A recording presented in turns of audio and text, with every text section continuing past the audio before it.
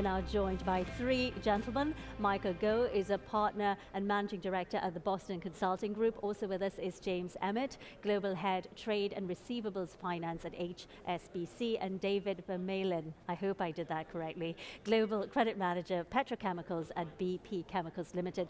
Thanks so much for joining us today. Let's start with the opportunity, first of all. What are the opportunities out there for people? How much money is to be made here?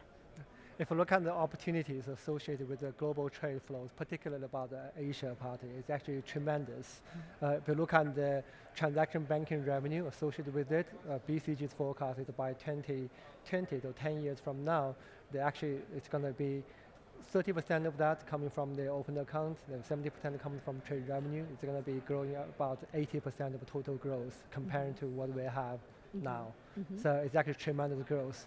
However, the other side of that is actually it's been very much dominated by a few trade corridors, if you look at that.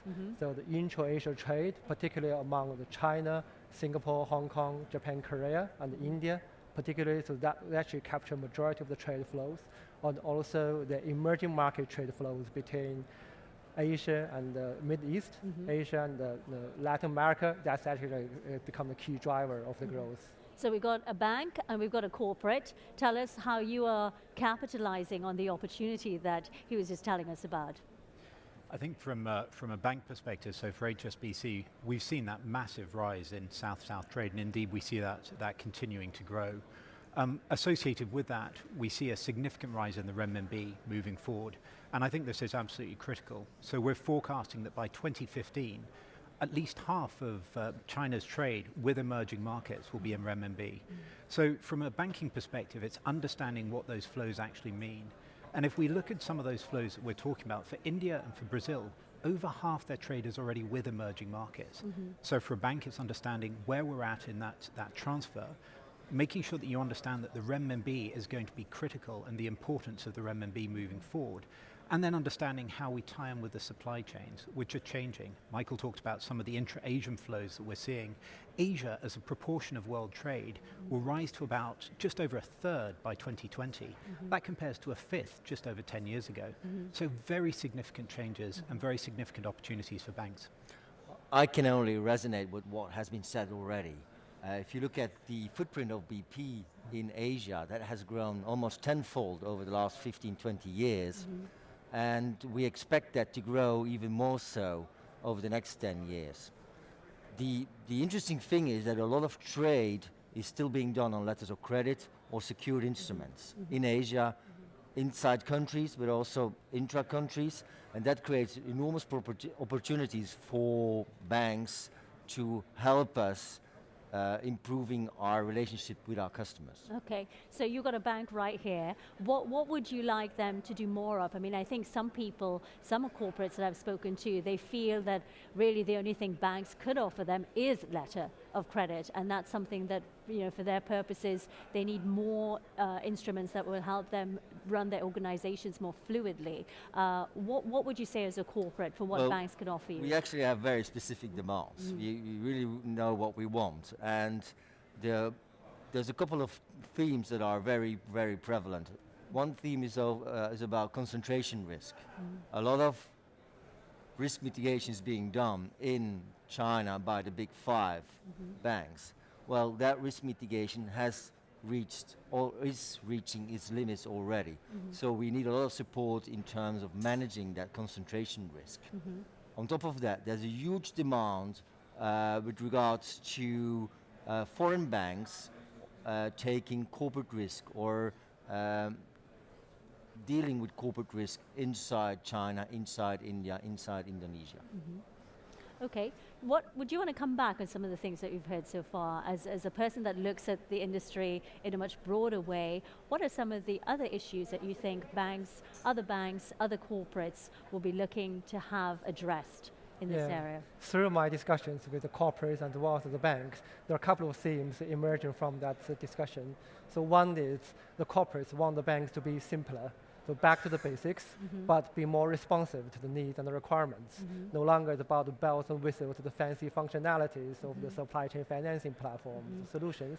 It's more about give me the complete information, give me the real-time information about my accounts, about my currencies, about my cash position in different countries, across my subsidiaries, across my business partners, so I'm able to manage the liquidity position on the group level and the global level much more effectively.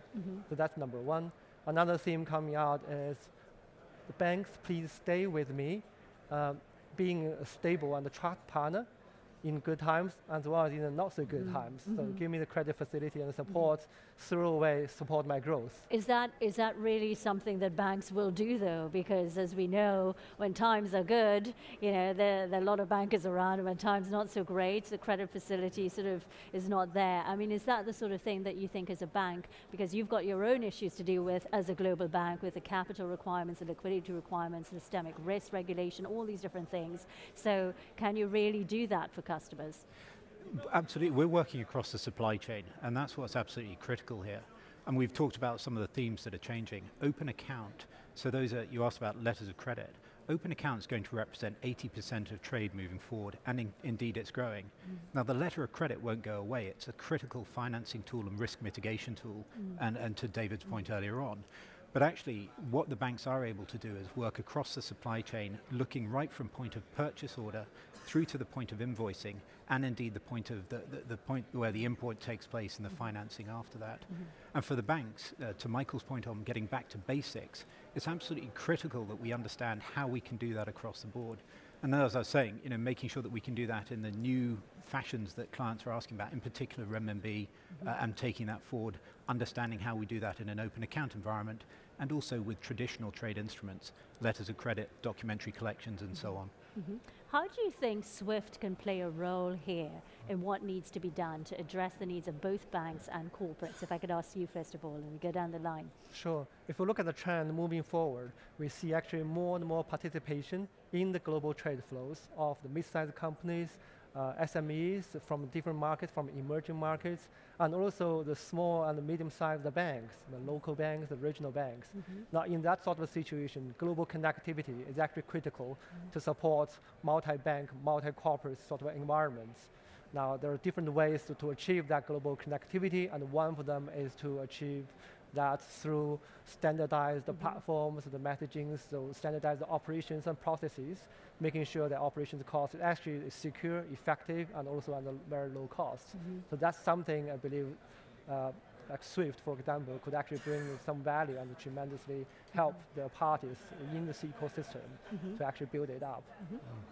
No, I'd agree with Michael. I mean, building on that, we talked about some of the sort of transactions we're seeing, the development of open account, and the more that we can get the transparency through that supply chain, all the way through that purchase order, through to the point of retirement of the transaction, which comes from some of the messaging standards that we're talking about, and it also comes from something that I know David will talk about in terms of the BPO process.